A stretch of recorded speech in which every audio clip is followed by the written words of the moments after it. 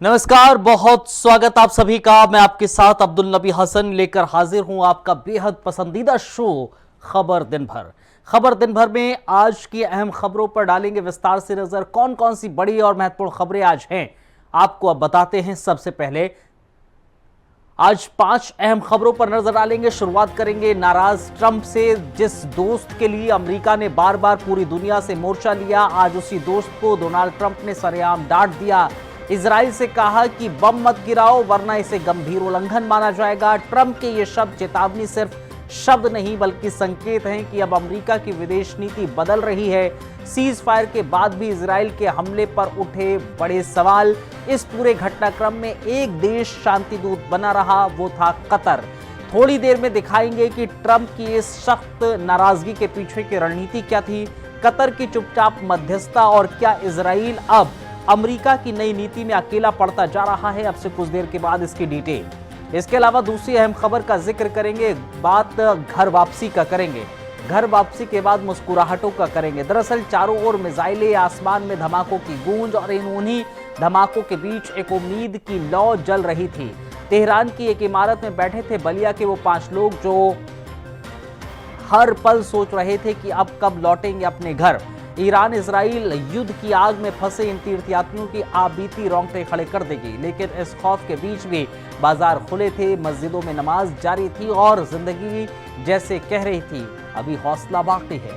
थोड़ी देर में दिखाएंगे कैसे मिसाइलों के साए में गुजरे 15 दिन, किनके सहयोग से आई राहत, और वो सवाल जो अब भी गूंज रहा है, क्या हम युद्ध से पहले तैयारी कर रहे हैं या बस दुआ पर भरोसा कर रहे हैं। तीसरी अहम खबर का जिक्र करेंगे। जिक्र बंद रास्ते बढ़ते खर्चे की करेंगे। सोचिए आपकी दिल्ली से लंदन की उड़ान अचानक से एक लंबी, उलझी हुई और महंगी यात्रा बन जाए।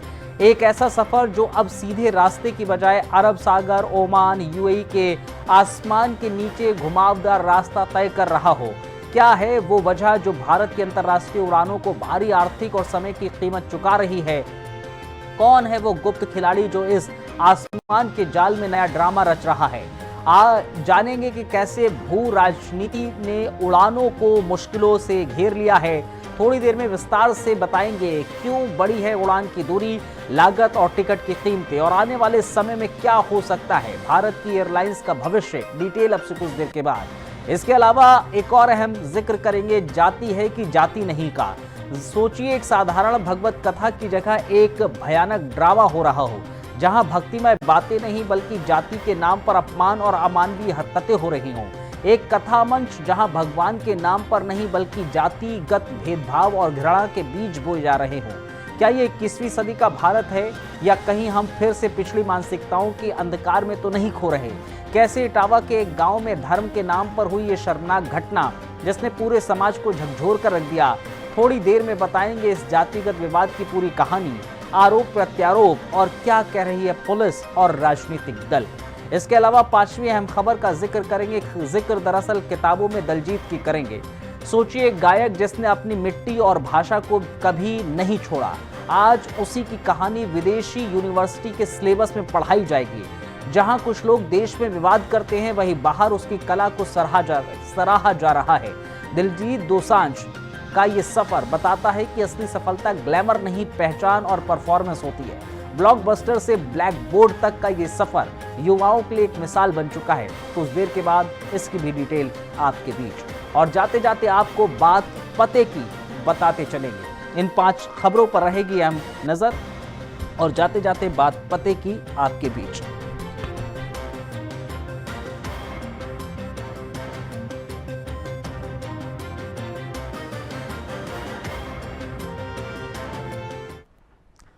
जैसे इजराइल के लिए अमेरिका अक्सर दुनिया से भिड़ता रहा, आज उसी इजराइल को डोनाल्ड ट्रंप ने खुली चेतावनी दे दी है। न सिर्फ चेताया है बल्कि 2 टूक कहा है, अब और बम नहीं गिरने चाहिए वरना इसे गंभीर उल्लंघन माना जाएगा। यह कोई आम कूटनीतिक टिप्पणी नहीं थी बल्कि एक शक्तिशाली दोस्त की वो डांट थी जो संकेत दे रही है कि अब पुराने रिश्तों की छाव में आंखें मूंदे रहना मुमकिन नहीं। ईरान और इस्राइल के बीच चल रहे ताजा संघर्ष के बीच अमेरिका के पूर्व राष्ट्रपति डोनाल्ड ट्रंप ने मंगलवार को बड़ा बयान दे दिया। उन्होंने सीधे कहा कि दोनों पक्ष, ईरान और इस्राइल ने संघर्ष विराम का उल्लंघन किया है। दरअसल उन्होंने ये भी कहा कि संघर्ष विराम का उल्लंघन किया है, लेकिन ट्रंप की नाराजगी की असली निशाना बना इजराइल। ट्रंप ने कहा कि इजराइल अपने पायलट वापस बुलाओ, बम मत गिराओ। ये सीज फायर का खुला उल्लंघन है, अगर तुम ऐसा करोगे तो इसका अंजाम बुरा हो सकता है। ट्रंप ने कहा कि ईरान से नाखुश हूं, पर इजराइल से और ज्यादा। ट्रंप ने इजराइल पर सवाल उठा दिए कि जब संघर्ष विराम पर सहमति बनी थी तब इतने बड़े हमले की जरूरत क्यों पड़ी? क्या ये सोची समझी कार्रवाई थी या गलती? वहीं दूसरी ओर ईरान ने खुद को बचाने की कोशिश की। उसका कहना है कि उसकी अंतिम मिसाइल तब दागी जब इजराइल ने बियर शेवा शहर पर हमला किया। यानी ईरान के मुताबिक सीज फायर के पहले की बात है और यह आत्मरक्षा का कदम था। लेकिन अब इस पूरे घटनाक्रम में कतर का रोल सबसे अहम बनकर सामने आया है। सूत्रों के माने तो ट्रंप ने कतर के अमीर को फोन किया और उनसे ईरान को अमेरिका समर्थित सीज फायर प्रस्ताव मनाने को कहा। इसके बाद कतर ने पहल की और ईरान को इस संघर्ष विराम के लिए सहमत किया। एक अमेरिकी अधिकारी के हवाले से यह बताया गया कि यह कतर की मध्यस्थता थी जिसने शांति की डोर जोड़ी। तो सवाल यह है कि अगर ईरान तैयार था तो फिर इजराइल ने हमला क्यों किया? क्या इजराइल खुद को इस युद्ध में अमेरिका से ऊपर मान रहा है, या फिर ट्रंप का यह बयान केवल एक संदेश है कि अमेरिका की विदेश नीति अब संतुलित होगी, ना कि झुकी हुई? अब जब खुद ट्रंप जैसे नेता इजराइल को चेतावनी दे रहे हैं तो ये इशारा है कि मध्य पूर्व की रणनीति में अब बदलाव तय है। ट्रंप की चेतावनी इजराइल को दी गई, कहा कि बम मत गिराओ। They both violated it. I don't think I'm not sure they did it intentionally. They couldn't rein people back. I don't like the fact that Israel went out this morning at all, and I'm going to see if I can stop it. So as soon as I get away from you, I'm going to see if I think they both violated it. I don't think I'm not sure they did it intentionally. They couldn't rein people back. I don't like the fact that Israel went out this morning at all, and I'm going to see if I can stop it. So as soon as I get away from you. चारों ओर मिसाइलें थीं, आसमान में धमाके गूंज रहे थे, लेकिन फिर भी लोग बाजार जा रहे थे, मस्जिदों में नमाज अदा हो रही थी। हालात भयावह थे। ये वो हालात है जिन्हें झेल कर लौटे हैं ईरान और इजराइल जंग से बलिया के 5 लोग। इस बीच ईरान और इजराइल जंग के बीच ये फंस गए थे। उत्तर प्रदेश के बलिया जिले के रसला कस्बे के रहने वाले ये 5 लोग तेहरान में धार्मिक यात्रा पर गए थे, लेकिन उसी वक्त छिड़ गया ईरान और इजराइल के बीच मिसाइलों का युद्ध। इन 5 तीर्थयात्रियों में शामिल हैं सैयद असद अली बकर, सैयद मोहम्मद मुजतबा हुसैन, सैयद मोहम्मद शमा जहां और सैयद नजीम साकिब। ये सभी 28 मई को इराक पहुंचे थे, 7 जून को ईरान के तेहरान में थे। तय कार्यक्रम के मुताबिक 7 दिन का था, लेकिन युद्ध के कारण ये 2 हफ्ते से ज्यादा फंसे रहे। इनमें से एक शख्स हुसैन ने बताया कि मिसाइलें दागी जा रही थी, बमों की आवाज आ रही थी, लेकिन लोगों की जिंदगी सामान्य चल रही थी।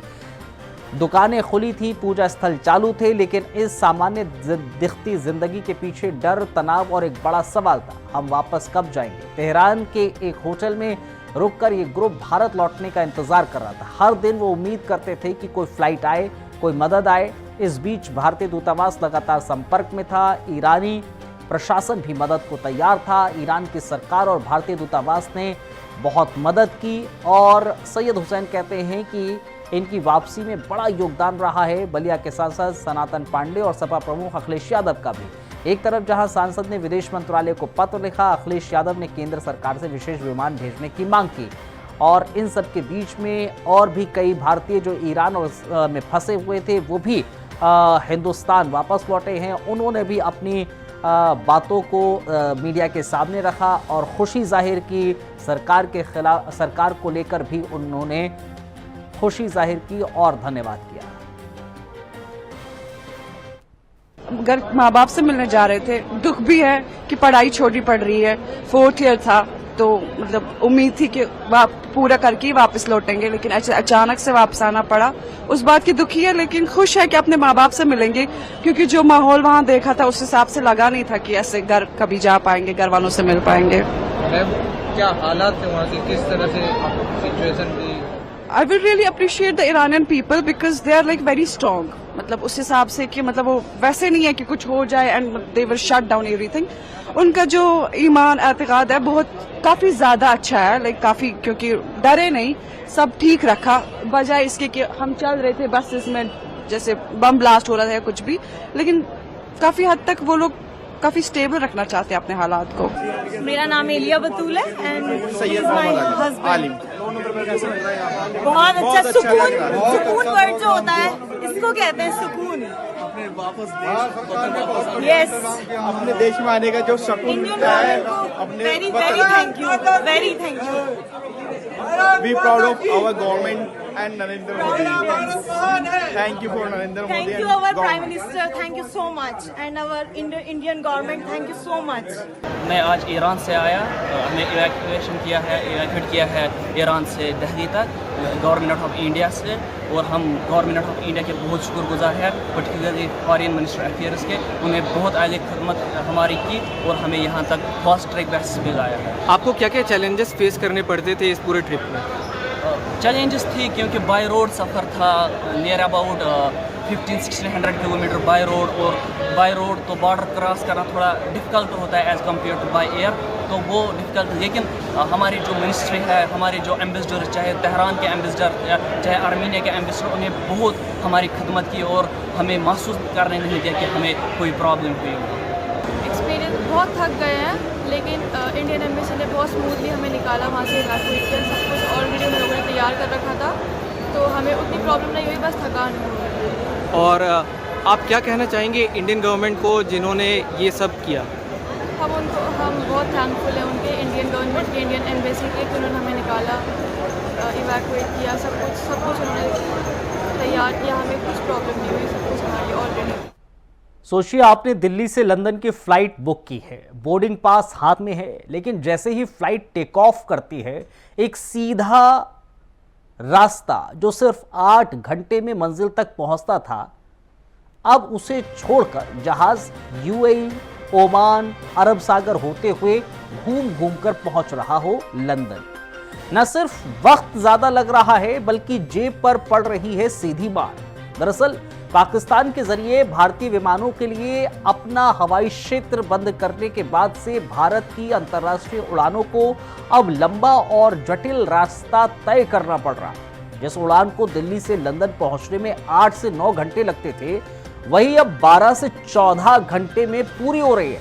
इससे सिर्फ यात्रियों की थकान नहीं बढ़ी है, बल्कि कंपनियों की जेब भी ढीली हो रही है। अब इसमें नया मोड़ तब आया जब ईरान और इजराइल के बीच तनाव बढ़ा और फिर अमेरिका भी इस विवाद में कूद पड़ा। इसके चलते कई और देशों ने अपने हवाई रास्ते या तो अस्थायी रूप से बंद कर दिए या फिर निगरानी बढ़ा दी है। यानी कि भारत के विमानों के लिए आसमान अब वैसा खुला नहीं रहा जैसा कुछ महीने पहले था। रास्ते लंबे, ईंधन ज्यादा और मंजिल देर से, ये तीनों बातें मिलकर भारतीय एयरलाइंस को हर उड़ान पर लाखों रुपए का अतिरिक्त बोझ डाल रही हैं। एविएशन एक्सपर्ट्स का कहना है कि ईंधन की लागत में 18 से 25% तक वृद्धि हुई है। यात्रियों के लिए टिकट 15 से 20% तक महंगे हो चुके हैं।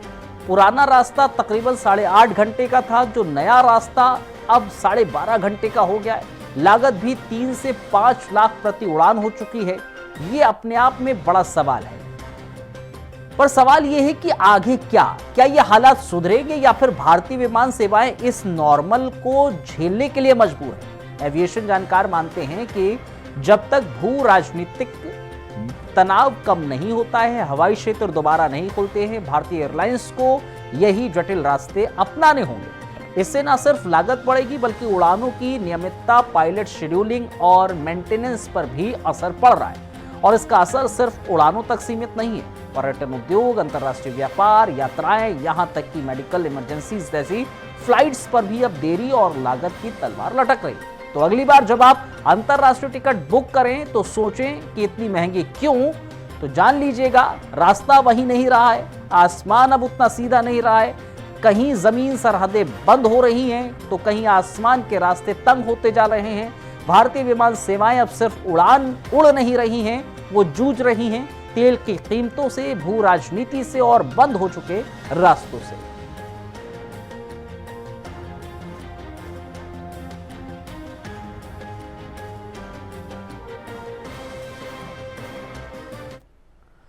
सोचिए आप एक गांव में कथा सुनने जाते हैं, उम्मीद होती है भगवान की बातें होंगी, शांति होगी और भक्ति होगी, लेकिन वहां हुआ क्या?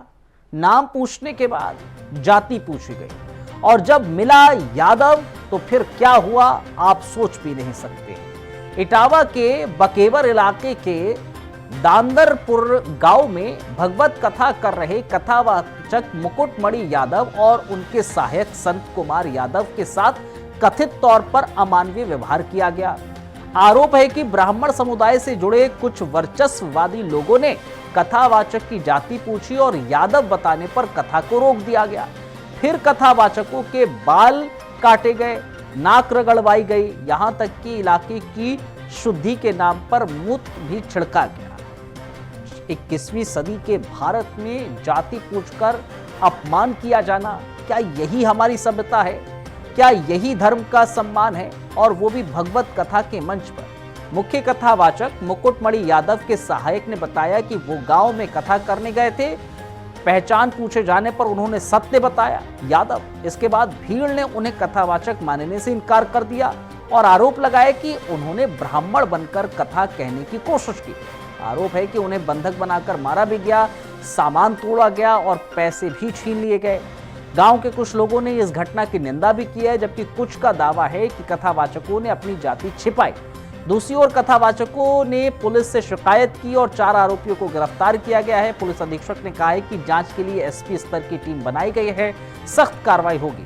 जब संविधान हर व्यक्ति को सम्मान के नजरिए से जीने का हक देता है, तो क्या कथा कहने के लिए जाति देखी जाएगी? क्या भक्ति अब जातियों में बटेगी? घटना ने राजनीतिक रंग भी ले लिया। सपा अध्यक्ष अखिलेश यादव ने इस पर तीखी प्रतिक्रिया दी और चेतावनी दी कि अगर 3 दिन में कड़ी कार्रवाई नहीं हुई तो पीडीए के सम्मान के लिए आंदोलन छेड़ा जाएगा। बल्कि उन्होंने सीधे संविधान और सामाजिक न्याय पर हमला इसको बताया। घटना के बाद गांव में पुलिस की तैनाती बढ़ा दी गई है। हालांकि अब भी माहौल पूरी तरह से सामान्य नहीं है। भगवत कथा के बीच में रोक दी गई और आयोजकों में रोष है।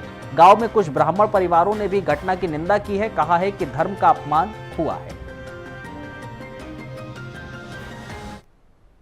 अगर पीडीए समाज से इन लोगों को इतना ही परहेज है तो घोषित कर देंगे परंपरागत रूप से कथा कहने वाले वर्चस्ववादी पीडीए समाज द्वारा दिया गया चढ़ावा, चंदा, दान, दक्षिणा कभी स्वीकार नहीं करेंगे। प्रभुत्ववादी और वर्चस्ववादी समय समय पर कभी घर को गंगा जल से तो कभी मंदिर को धुलवाकर पीडीए समाज का मानसिक उत्पीड़न व अपमान करते हैं और अब तो सिर तक मुड़वा रहे हैं। अभी तक तो हमने आपने वो घटनाएं सुनी देखी जहां पर घरों को गंगा जल से धोते थे ये लोग। अगर कोई पीडीए परिवार का मंदिर चला जाए तो मंदिर को गंगा जल से धोते हैं और अब तो सीमा लांघ गई ये वर्चस्ववादी। आखिरकार किसका आशीर्वाद है? क्या सरकार का आशीर्वाद नहीं है जिसकी वजह से सर तक मुड़वा दे रहे हैं, पेशाब तक करवा दे रहे हैं और रात भर पीटना, पीटने के साथ साथ उनकी ढोलक छीन लेना, हारमोनियम छीन लेना, दबाव बनाकर के कितने पैसे देना था कथावाचक के लिए, उसमें जो खर्चा हुआ वो खर्चा नहीं दोगे तो रात भर पिटोगे, अगर पैसा दे दोगे तो बचोगे। आखिरकार ये वर्चस्ववादी और प्रभुत्ववादी लोग इतनी ताकत कहां से पा रहे हैं? घटना है दानरपुर की। तो वहां हम भागवत करने गए। वहां से लोग, एक पाठक बाबा और एक साथ में पप्पू महाराज वहां के जो मंदिर के हैं, वो लोग आए हमसे भागवत छटाए। हमारे जो मुख्य वक्ता है मुकुटमणि शास्त्री, उनके साथ मैं सहायकी करता हूँ। मेरा नाम संत सिंह यादव है। तो जब हम वहाँ गए तो चूंकि अछल्ला के पास का गांव है, तो वहाँ लोगों ने ये पूछा कि आप, पहला श्लोक हो गया, भागवत भी शुरू हो गई। शाम को उन लोगों ने पता लगाया होगा तो वो बोले कहाँ के रहने वाले, तो हमने कहा हम रहने वाले तो कानपुर के हैं, यहाँ छल्ला भी हमको हो गए 20 साल रहते रहते। क्या काम करते हो, तो हमने कहा पहले हम शिक्षक थे, स्कूल चलाते थे। क्योंकि जो मोदी सरकार आई तो उस समय प्राइवेट स्कूलों को बंद करवा दिया गया। इसके बाद फिर हम भागवत में लग गए। तो बोले कि तुम्हें पता चलता है कि हमने कहा हम यादव हैं। तो बोले कि आरडी दिखाओ, तो हमने कहा आरडी तो हम लाए नहीं, आधार कार्ड। बोले कि तो हमने कहा नंबर ले लो हमारा, हमारे घर से पता लगा लो। तो इन्होंने नंबर लिया, हमारे बेटे से पूछा तो बेटे का नाम जैसे आरडी में हमने क्लिक किया तो उसका नाम लिख के आ गया, राज यादव। इन्होंने कहा कि ये 103 देरी है यहाँ पे ब्राह्मणों के गांव में, तुम यादव होकर के यहाँ भागवत कहने आए हो। और इन्होंने बहुत हमें मारकूट करना शुरू कर दिया। रात भर इन्होंने बहुत टॉर्चर किया सर, यहाँ तक कि हमारे बाल काट दे। और जो परीक्षित बना था, परीक्षित की मैडम से इन्होंने मूत्र, बोले भाभी आप अपना मूत्र ले आओ, उसे मूत्र से हमारे ऊपर छड़का इन्होंने। बोले ये अब पवित्र हो गए, ब्राह्मण के ये मूत्र तुम्हारे ऊपर पड़ गया, अब तुम पवित्र हो गए, अब बताओ। अच्छा, तो ये तुमसे पैर क्यों छुआए गए? पैर इसलिए छुआए गए कि तुम यहाँ पे संकल्प करवाया, तो आपने हमारी भाभी से, हमारी जो है ये ब्राह्मणी है, इससे आपने पैर छुआया। हमने कहा पैर हमने नहीं छुआया, हम तो वैसे भी पैर नहीं छुआते। हमने ये कहा कि ठीक है ठीक है ठीक है। तो बोले कि नहीं तुमने वो तो करवाया, संकल्प तो करवाया। तो हमने कहा संकल्प तो करवाना भाई हमारा जो पाठन क्रिया में है वो हम करेंगे। तो ये बताओ, तुम आचार्य बन के गए थे? जी जी नहीं, आचार्य बन के, सहायक आचार्य। सहायक आचार्य जी जी। कथावाचक कौन था? मुकुटमणि महाराज। मुकुटमणि, वो कौन बरादरी है? वो भी यादव। वो भी यादव। जी। तो जिन लोगों ने आपको कथावाचक के लिए बुक किया था, जी, वो कौन बरादरी? वो ब्राह्मण है। वो ब्राह्मण जी। तो ये कथा कब से होनी थी? ये तारीख 21 तारीख से सर। 21 तारीख। तो क्या तुमने ये नहीं कहा कि जब ये लोग हमको बुला के लाए हैं, इन्होंने बुक किया है, क्या उन्होंने जाके पूछी? सब कुछ बताया हमने। तो बोले कि ये लेके आए, लेकिन तुम्हारी हिम्मत कैसे पड़ गई कि ब्राह्मणों के गांव में आए, ब्राह्मणों के गांव में तुम गद्दी पे बैठे हो और मतलब अहिर होकर के, और तुम्हें तो तुमने कहा सर नहीं, हम यादव हैं। सोचिए, गायक जिसने गली मोहल्ले से शुरुआत की, जिसने अपनी बोली, अपनी मिट्टी और अपनी भाषा को कभी नहीं छोड़ा, आज उस पर दुनिया की यूनिवर्सिटी में रिसर्च होगी। ना कोई रॉयल ब्लड, ना कोई गॉड फादर, और ना ही कोई बिग लॉन्च, ना ग्लैमर और ना ही कोई भरी लॉन्च। फिर भी इस कलाकार ने इतना कुछ कर दिखाया है कि अब उसे किताबों में पढ़ाया जाएगा। नाम है दिलजीत दोसांझ, और ये खबर ऐसे वक्त आई है जब खुद अपने देश में दिलजीत विवादों में है। सरदार जी 3 फिल्म को लेकर विरोध हो रहा है, सोशल मीडिया पर बैन की मांग उठ रही है, और वहीं विदेशों में उन्हें वो दर्जा मिल रहा है जो यहाँ शायद अब भी विवादों के पर्दे में छिपा है। दरअसल कनाडा की मशहूर टोरंटो मेट्रोपॉलिटन यूनिवर्सिटी ने दिलजीत दोसांझ को अपने सिलेबस में शामिल करने का फैसला लिया है। 2026 से शुरू होने वाले इस कोर्स में छात्रों को पढ़ाया जाएगा कि कैसे दिलजीत ने सिर्फ म्यूजिक इंडस्ट्री की नहीं, बल्कि पूरी ग्लोबल पॉप कल्चर को एक नया रंग दे दिया है। कोर्स का नाम है music identity and the South Asian diaspora. इसके जरिए पंजाबी म्यूजिक, प्रवासी संस्कृति और दिलजीत की भूमिका को समझाया जाएगा। दिलजीत दोसांझ की टीम ने भी इस खबर की पुष्टि की है। उनका कहना है कि यह कोर्स द क्रिएटिव स्कूल के तहत लिया गया है और इसमें दिलजीत के संगीत, उनकी पहचान और प्रवासी समाज पर उनके प्रभाव की पढ़ाई हुई। एक समय था जब पंजाबी म्यूजिक को सीमित भाषा का संगीत कहा जाता था, और आज उसी भाषा के गायक को यूनिवर्सिटी के सिलेबस में जगह मिल रही है। और ये ना केवल दिलजीत की जीत है, बल्कि देश की मिट्टी, बोली और पहचान की भी जीत है। दरअसल दिलजीत दोसांझ अब सिर्फ एक सिंगर नहीं है, बल्कि एक ग्लोबल आइकन बन चुके हैं। गोट, लवर, बॉर्न टू शाइन जैसे एल्बम ने इंटरनेशनल चार्ट्स में धूम मचाई है। सीक्रेट सुपरस्टार, गुड न्यूज और चमकीला जैसी फिल्मों में दिलजीत ने खुद एक शानदार एक्टर के तौर पर अभिनय अपना साबित किया है। पंजाबी गायक से लेकर बॉलीवुड अभिनेता और फिर हॉलीवुड स्टाइल वर्ल्ड टूर और अब यूनिवर्सिटी की किताबों तक ये सफर किसी स्क्रिप्ट से कम नहीं लग रहा है। विडंबना देखिए, जहां एक तरफ कुछ लोग सरदार जी 3 को लेकर उन्हें घेरने में लगे हैं, वहीं कनाडा उन्हें शोध का विषय मान रहा है। यही फर्क है नजरिए का। कोई कलाकार को धर्म से तोलता है, कोई उसकी कला से मोल देता है। दिलजीत दोसांझ ने साबित कर दिया है कि असली स्टारडम पोस्टर से नहीं परफॉर्मेंस से आता है, और जब परफॉर्मेंस इतिहास बन जाए तो किताबें उसका नया स्टेज बन ही जाती हैं। ब्लॉकबस्टर से ब्लैक बोर्ड तक का ये सफर भारत के हर उस युवा कलाकार के लिए प्रेरणा है जो अपनी मिट्टी की खुशबू के साथ उड़ना चाहता है। ग्लोबल बनने के लिए अपनी जड़ें नहीं छोड़ना चाहिए। दिलजीत दोसांझ यूनिवर्सिटी सिलेबस का हिस्सा इसीलिए बने।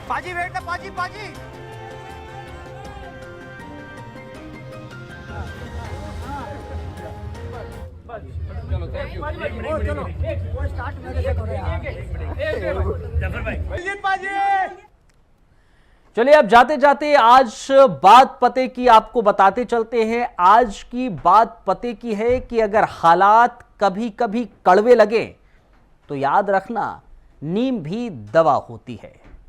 मतलब साफ है कि अगर हालात कभी कभी आपको कड़वे लगे तो आप याद रखिएगा कि नीम भी दवा होती है। चलिए इस बात पते की के साथ मुझे और मेरी टीम को इजाजत दे दीजिए। आप बने रहिए इंडिया वॉइस के साथ। बेहद शुक्रिया आप सभी का।